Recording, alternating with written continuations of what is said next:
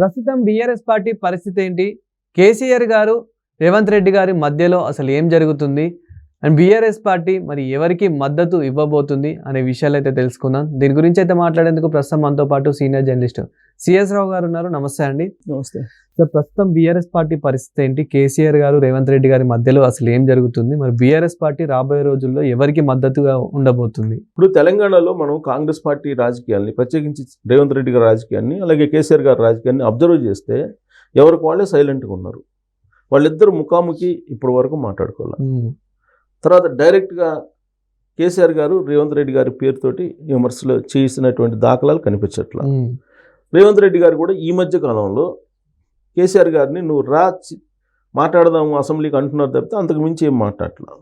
But KTR గారు మాత్రం ఆయన నోటికి పని చెప్తున్నారు.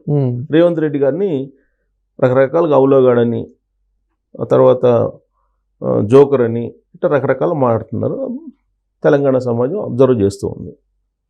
అయితే రేవంత్ రెడ్డి గారు సైలెంట్గా ఉన్నారు అని అంటే ఆయన రాజకీయపరమైనటువంటి చతురత లేక కాదు.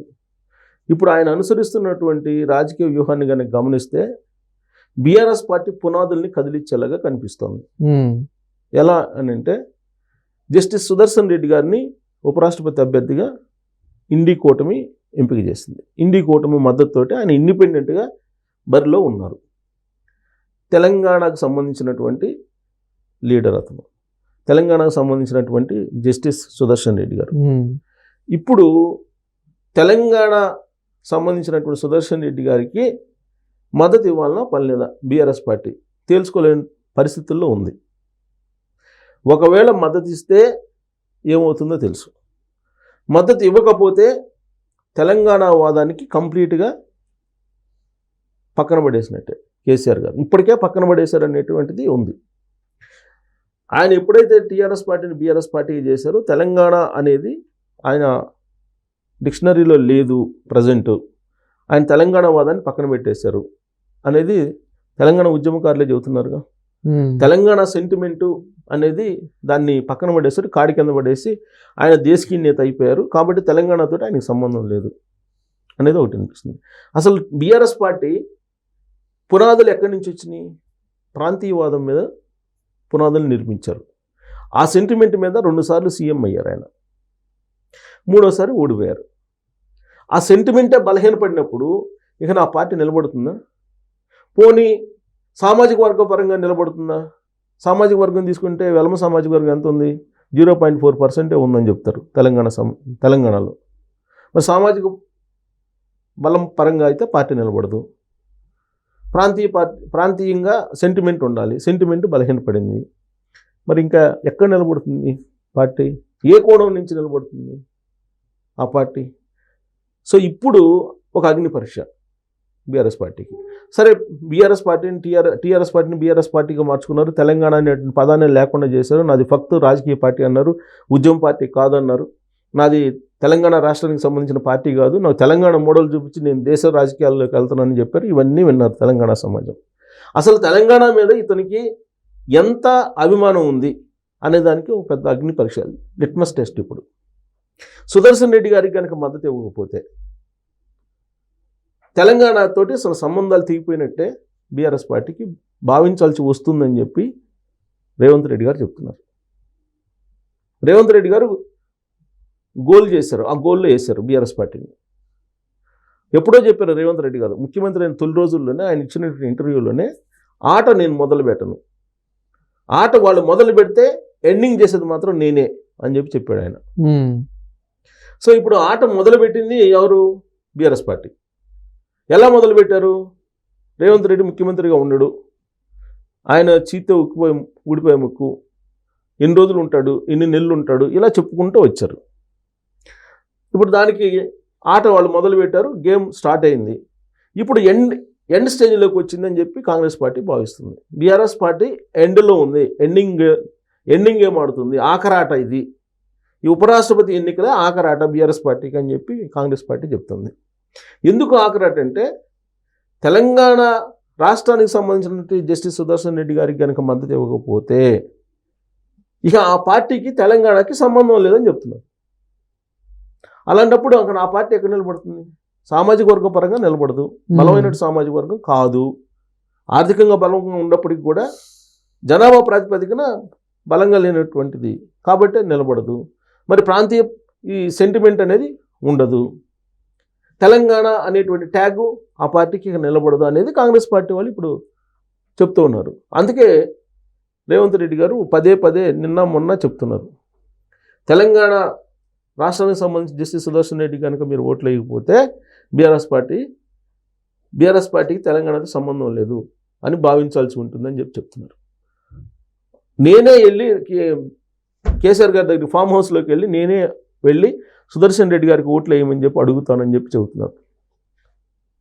ఆయన బహుశా రేపు ఎల్లుండి వెళ్ళి కేసీఆర్ గారిని కలిసి ఓట్లు అడిగినా ఆశ్చర్యపోవసరం. మీరు సుదర్శన్ రెడ్డి గారికి మద్దతు ఇవ్వండి.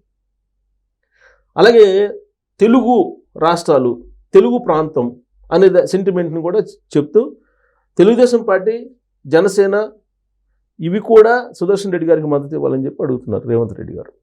కాకపోతే అక్కడ ఎన్డీఏలో ఉన్నారు కాబట్టి వాళ్ళు క్లియర్గా ఎన్డీఏలో ఉన్నారు కాబట్టి ఎన్డీఏ అభ్యర్థికి మద్దతు ఇస్తారు. అది తెలుగేతర అనేది పక్కన పెట్టేస్తారు వాళ్ళు. కాకపోతే ఇక్కడ అట్ట కాదు, ఎన్డీఏకి ఇండి కూటమికి రెండింటికి మేము సమదూరంలో ఉన్నామని చెప్పి చెబుతున్నారు కదా. మేము ఓన్లీ తెలంగాణకు సంబంధించినటువంటి సెంటిమెంట్, తెలంగాణ ప్రాంతమే మాకు ముఖ్యం అని చెప్పి చెబుతున్నారు కదా ఓడిపోయిన తర్వాత. మరి ఇప్పుడు సుదర్శన్ రెడ్డి గారికి మద్దతు ఇవ్వకపోతే పరిస్థితి ఏంటి అనేటువంటి క్వశ్చన్ తీసుకురావడానికి, అలాంటి వాదాన్ని బలంగా వినిపించడానికి రేవంత్ రెడ్డి గారు ఒక గిరిగీసి గిరిలో నిలబెట్టారు బీఆర్ఎస్ పార్టీని ఇప్పుడు ప్రజెంట్ సిచ్యువేషన్ కనుక చూస్తే. సో ఇప్పుడు ఎటు మద్దతు ఇస్తారు? ఇప్పుడు వాళ్ళకు ఉండేది లోక్సభలో ఎంపీలు లేరు, 0 బీఆర్ఎస్ పార్టీకి. రాజ్యసభలో 4 ఉన్నారు. ఈ 4 జస్టిస్ సుదర్శన్ రెడ్డి గారికి ఓటు వేయాలి. ఒకవేళ వేయకపోతే ఇక తెలంగాణ రాష్ట్రానికి సంబంధం లేదనే ప్రచారం కాంగ్రెస్ పార్టీ చేసుకునేదానికి అవకాశం ఉంటుంది. సో ఈ 4 ఓట్ల వల్ల ఉపరాష్ట్రపతి గెలుస్తాడా అని అంటే గెలవడు. పోనీ ఈ 4 వేసినందువల్ల ఉపయోగం ఉందంటే ఉపయోగం లేదు. ఈ 4 వేసినా ఇండి కూటమికి సంబంధించినటువంటి జస్టిస్ సుదర్శన్ రెడ్డి గారికి గెలవలు. పోనీ ఈ 4 ఈయనకి వేయకుండా ఎన్డీఏకి వేసినా, వీళ్ళు వేసినా వేయకపోయినా ఎన్డీఏ అభ్యర్థి గెలుస్తాడు. ఎన్డీఏ అభ్యర్థికి ఈ 4 ఓట్లు అవసరమే లేదు. సో కాబట్టి ఈ 4 ఓట్ల వల్ల ఒరిగేదేం లేదు. కాకపోతే రాజకీయంగా మాత్రం బీఆర్ఎస్ పార్టీకి నష్టం చేకూరేలాగా భవిష్యత్తులో కాంగ్రెస్ పార్టీ ప్రచారం చేసుకునేదానికి అవకాశం అయితే ఉంటుంది. అయితే ఇప్పుడు బీఆర్ఎస్ పార్టీ ఎటువైపు మొగ్గు చూపే అవకాశం ఉంది అని చెప్పి మనం క్వశ్చన్ వేసుకుంటే కనుక, ఇప్పుడున్నటువంటి పరిస్థితుల్లో ఎన్డీఏకి వాళ్ళు మద్దతు ఇచ్చే అవకాశం ఉంది. ఎందుకంటే కేసులు మెడ మీద వేలాడుతున్నాయి. ఈ కేసులన్నింటిని తొలగిస్తే మేము బీఆర్ఎస్ పార్టీని బీజేపీలో విలీనం చేస్తామని చెప్పి రాయవారానికి వెళ్ళాడు కేటీఆర్ గారు అనేది సీఎం రమేష్ చెప్తున్నారు. సీఎం రమేష్ చెప్పిన దానికి ఇంతవరకు కౌంటర్ కేటీఆర్ గారి నుంచి లేదు. అంటే మౌనమే అంగీకారమా? కవిత గారు కూడా చెప్పారు, బీజేపీలో విలీనం చేయడానికి చర్చలు నడిపారు, నేను ఒప్పుకోలేదని చెప్పి ఆవిడే చెప్పారు. ఇలాంటి పరిస్థితుల్లో ఎన్డీఏకి బీఆర్ఎస్ పార్టీ కూడా మద్దతు ఇచ్చేటువంటి అవకాశాలు ఉన్నాయి.